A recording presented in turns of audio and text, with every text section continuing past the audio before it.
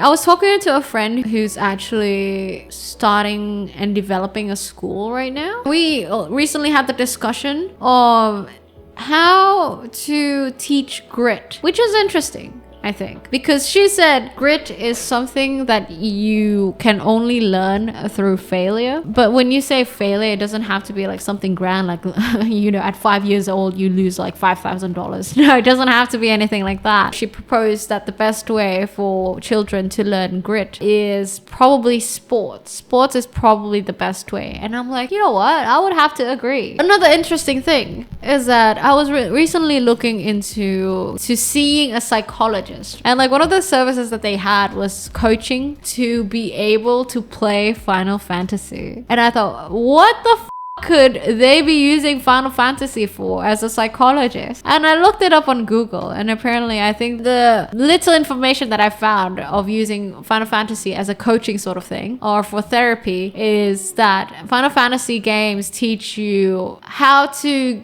go through hardships and be persistent with things. So it's kind of related to grit as well. It's like the grind that it takes to succeed, that sort of shit. I thought that was like interesting. For me, I would argue that personally for me, sports has worked a lot as well for teaching like to be consistent and keep at it and have basically be persistent as well. Because the feeling of losing in a basketball match, like an official basketball match that could have brought you to the regionals, is devastating, man. And I don't think anything else hits harder except for, I guess, failing in business and shit like that. I feel like losing a regional basketball match feels much worse than not passing a grade. You get what I mean? To me, at least.